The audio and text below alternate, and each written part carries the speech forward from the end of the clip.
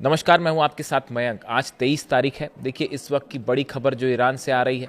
Iran में एक बार फिर अमेरिका के खिलाफ जबरदस्त नारेबाजी हो रही है। सड़कों पर अल्लाहू अकबर के नारे लगाए जा रहे हैं।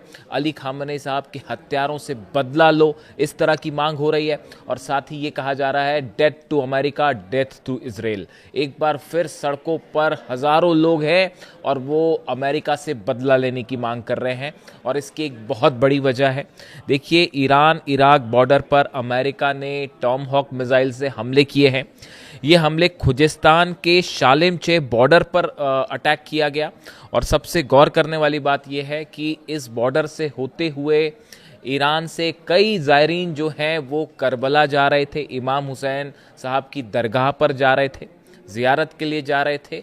उस वक्त उनके ऊपर हमला किया गया, जिसमें 3 ज़ायरीन जो हैं उनकी मौत हो गई है और कई घायल हो गए। जैसे ही ये हमले हुए, उसके बाद से उस पूरे इलाके में, देखिए, हमले हो रहे थे, लेकिन उसके बावजूद इमाम हुसैन की दरगाह पर जाने वाले जो लोग थे वो वहाँ से हटे नहीं। जो ज़ायरीन थे वो वहीं पर मौजूद रहे और उन्होंने अल्लाहू अकबर के नारे लगाए और अमेरिका से बदला लेने की बात की। और एक बार फिर भयंकर आक्रोश देखने को मिला। यानी अमेरिका की टॉम हॉक मिसाइल्स जो हैं, फाइटर जेट्स भी है, वो भी हुसैनी हौसले को डिगा नहीं पा रहे हैं। लेकिन देखिए, जो खबरें हैं उसके मुताबिक 3 श्रद्धालु जो थे, ज़ायरीन थे, इनकी हमले में मौत हुई है। जिसके बाद एक बार फिर ज़बरदस्त गुस्सा जो है, आक्रोश अमेरिका के खिलाफ देखने को मिल रहा है।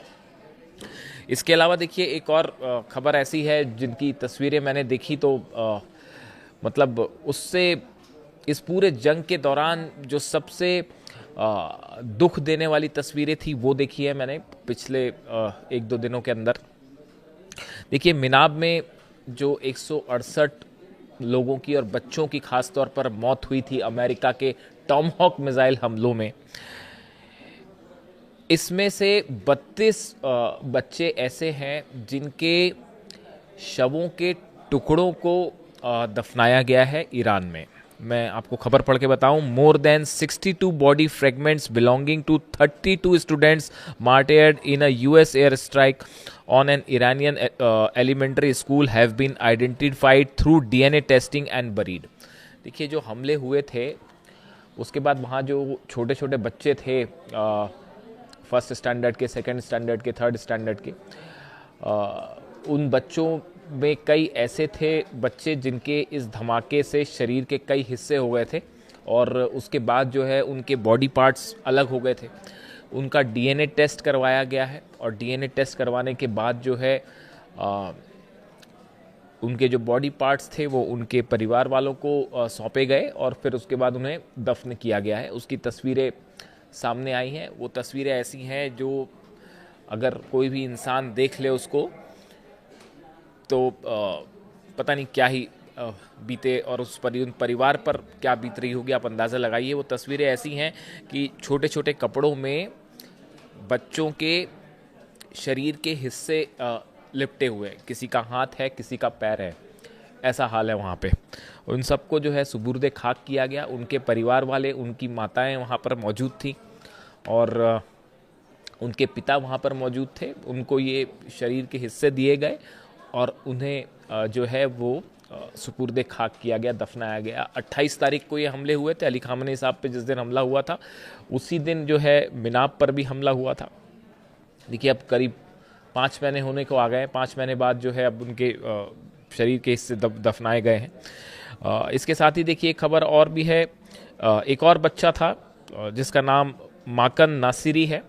7 साल का बच्चा था। इस बच्चे का इस टॉम हॉक मिसाइल हमले में जो हमला हुआ उसके बाद उसका कोई शरीर का कोई हिस्सा शायद मिल ही नहीं पाया। तो एक जहाँ पे इन सबको दफनाया गया है बच्चों को, वहाँ पर एक कब्र खाली छोड़ी गई।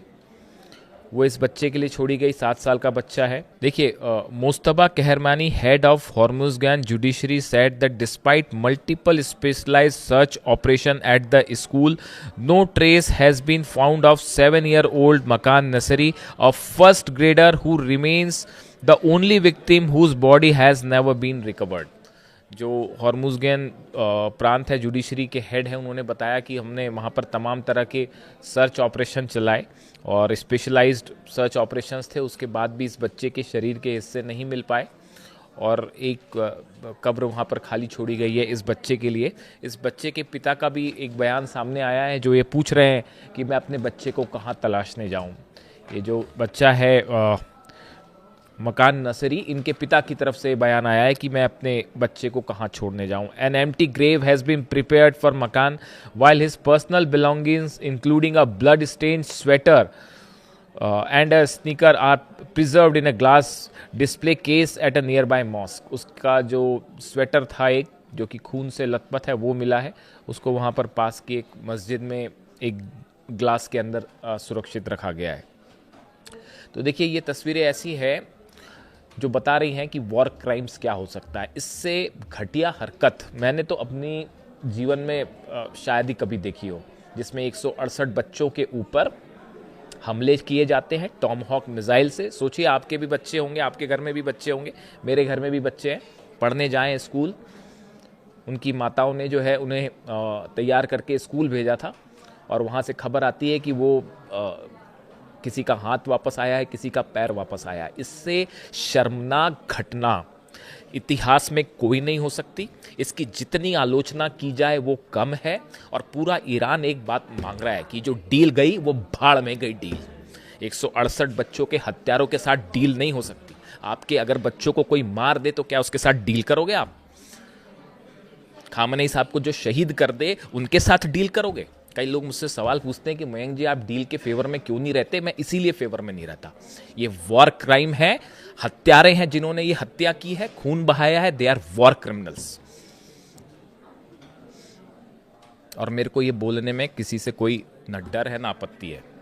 अब देखिए, हालात ये है कि पूरा ईरान जो है, जो तस्वीरें आई इन बच्चों को जब दफनाया जा रहा था, तो वहाँ जो मदर्स थी, इनके फादर्स थे, उन सब की एक डिमांड थी कि कातिलों से बदला लिया जाए। तो वो डील वील वाली बात है ना, वो गई भाड़ में, चूल्हे में गई वो। अब उसके बाद ईरान जवाब दे रहा है और करारा जवाब दे रहा है। और ये जो हमले हुए हैं करबला के ज़ायरीन पर, इसको लेकर भी बड़ा हमला किया जाएगा और आज ही रात ये हमला होगा, आप देख लेना।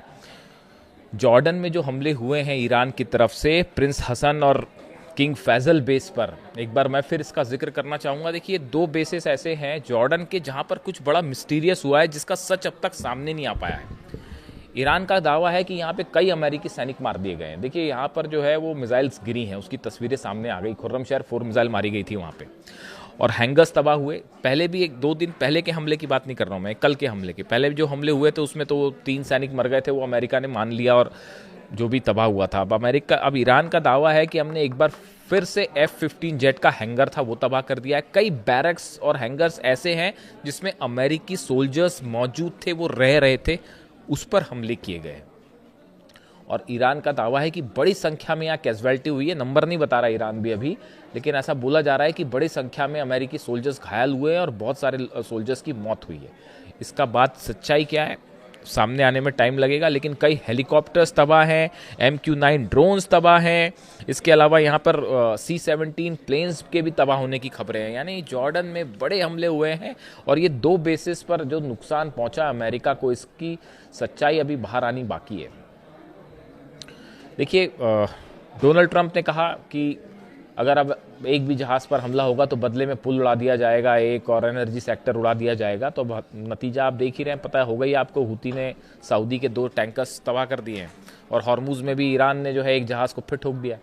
तो अब देखते हैं कि इसका नतीजा क्या होता है। वो सऊदी और हूती के बीच में जो है वो सीधी जंग की तैयारी है। ईरान और रशिया दोनों बैक कर रहे हैं। हूती को घुमा फिरा के क्या बात करनी, सीधी बात है। हूती को बैक कर रहे हैं ईरान और रशिया, और जो है वो इंस्ट्रक्शन वहीं से आ रहे हैं। और अब देखिए फिर हूती क्या करते हैं। वो रेड सी भी पूरा जो है वो बंद हो जाएगा। इसी को लेकर तो लावरोव वार्निंग दे रहे थे रूस के विदेश मंत्री बार बार कि अगर बाबंदेब बंद हो जाए तो उसके बाद हाहाकार मच जाएगा। तो देखिए, अब इसकी शुरुआत है। यानी हॉर्मुज़ में भी जंग है, लाल सागर में भी जंग है, और ईरान और अमेरिका के बीच जो है हमले हैं वो तो लगातार हमले हो ही रहे हैं। जो लेटेस्ट स्ट्राइक्स हैं अमेरिका की तरफ से, सिरिक जो पोर्ट है, सिरिक बंदरगाह जो है वहाँ पर, सिरिक आइलैंड है वहाँ पर हमले हुए हैं, बंदर अब्बास में हमले हुए हैं, खुजिस्तान में हमले किए गए हैं, एवाज में हमले किए गए हैं, लगातार बमबारी जारी है। देखिए इसके अलावा एक और बड़ी खबर आ रही है, इस पर मैं अलग से बात करूँगा। ये वीडियो में मैं सिर्फ इन बच्चों की बात करना चाह रहा था, मिनाब की बच्चियों की बात करना चाह रहा था, और जो ज़ायरीन जा रहे थे करबला, उन पर हमले हुए, मैं उन्हीं की बात करना चाह रहा था, इसलिए मैं अभी और दूसरे एस्पेक्ट पे नहीं जा रहा। लेकिन ऐसी खबर है डिफेंस सर्कल में कि B-2 बॉम्बर्स आज रात को ईरान पर हमला करने वाले हैं। इस तरह की खबरें हैं। मूवमेंट दिखाई देने लग गया है दो बेसिस पर, ब्रिटेन के, एक ब्रिटेन के बेस पर और दूसरा जो है वो डिएगो गार्सिया पे फिर से जो है खबरें हैं इस तरह की। और जब B-2 बॉम्बर्स का जब भी मूवमेंट होता है तो गिने चुने बेस होते हैं जहाँ से टेक ऑफ होता है। डिएगो गार्सिया में भी मूवमेंट है और माना जा रहा है कि आज रात को या हो सकता है एक आध दिन लेके जो है वो पिकेक्स माउंटेन पर हमला हो सकता है। खबरें ये भी है, नेतन्याहू ने ब्रीफ किया है डोनाल्ड ट्रंप को कि पिकेक्स माउंटेन के नीचे जो है बम बन रहा है ईरान का। इस तरह की जानकारी कहते हैं कि नेतन्याहू ने दी है डोनाल्ड ट्रंप को, और इसके बाद जो है वो खुद ही कह चुके हैं, डोनाल्ड ट्रंप तो खुद ही बोल चुके कि हमला होना है पिकेक्स माउंटेन पर। और ईरान की तरफ से जवाब भी आ गया है कि अगर पिकेक्स माउंटेन पर हमला हुआ तो उसका वो लोकेशंस पर हमला करके जवाब दिया जाएगा जहां कोई सोच नहीं सकता। अगले वीडियो में मैं आपको एक बड़ा खुलासा करूंगा कि ईरान की एक ऐसी प्लानिंग की चर्चा हो रही है कि अगर वो हमले हो जाते हैं पूरा यूरोप सुलगने लगेगा साहब। अब 5000 वाली किलोमीटर रेंज की मिसाइल तो कहीं नहीं गई, वो तो ये मान के ही चल रहा है, अमेरिका भी, पेंटागन भी मान के चल रहा है कि 5000 किलोमीटर रेंज की मिसाइल तो ईरान के पास है ऑलरेडी। ये जो हमले हुए जॉर्डन में, ये इतने प्रिसाइज हमले हुए, वो अमेरिका के रक्षा मंत्री पीट हेग्सेथ और विदेश मंत्री जो हैं लावरोव, रूस के आपस में भिड़े हुए हैं दोनों। हेग्सेथ इस बात से परेशान है, उनको जवाब नहीं सूझ रहा कि भाई इतनी प्रिसाइज स्ट्राइक कैसे हो गई। इतनी एक्यूरेट स्ट्राइक हुई है जॉर्डन में, कुवैत में, बहरीन में, एक एक लोकेशन पर चुन चुन के हमले किए हैं ईरान ने, और बिल्कुल सटीक हमले। अमेरिका हैरान है कि इतनी सटीक हमले कैसे हुए। आरोप लगा रहा है रूस पे कि रूस ने मदद की, रूस ने मदद की। लावरोव ने उसका जवाब दिया है कि आप अपनी गिरेबान में झांको, हम पर आरोप मत लगाओ। यूरोप में जो हमले कर रहा है, रूस की जो ऑयल रिफाइनरी 100 से ज़्यादा जल रही हैं, वो अमेरिका की मदद से और यूरोप की मदद से जल रही हैं, ये कहना है रूस के विदेश मंत्री का। तो रूस और अमेरिका अलग भिड़े पड़े हैं चीन को लेकर।